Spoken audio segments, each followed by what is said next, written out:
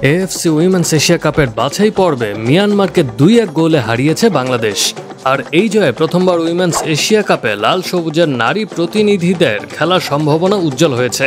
এর আগে গত ম্যাচের র্যাঙ্কিংয়ে 36 ধাপ এগিয়ে থাকা বাহরাইনকে 7-0 গোলে হারিয়েছিল ঋতুপর্ণা আফেইদারা। ইয়াঙ্গুনের থুয়ান্না স্টেডিয়ামে স্বাগতিক মিয়ানমারের জালে বাংলাদেশ নারী দলের হয়ে প্রথম ও দ্বিতীয়ার্ধে গোল দুটি করেন ঋতুপর্ণা চাকমা।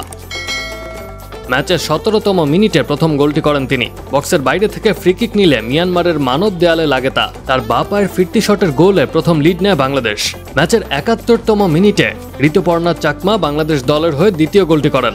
তবে ম্যাচের 90তম মিনিটে একটি গোল শোধ দিয়েছিল মিয়ানমার। বাংলাদেশ সি গ্রুপে নিজেদের 2 ম্যাচেই জয় পেয়েছে, গোল করেছে 9টি। আগামী শনিবার বাংলাদেশ গ্রুপের শেষ ম্যাচে খেলবে তুর্কমেনিস্তানের বিপক্ষে, যাদের এই মিয়ানমার 8-0 গোলে হারিয়েছিল। ওই ম্যাচে বাংলাদেশ যে কোনো গোল ব্যবধানে জিতলে, এমনকি ড্র করলেও প্রথমবার এশিয়া কাপে জায়গা নিশ্চিত করে ইতিহাস গড়বে। মিয়ানমারকে হারানো অবশ্য বাংলাদেশ নারী ফুটবল দলের জন্য সহজ ছিল না।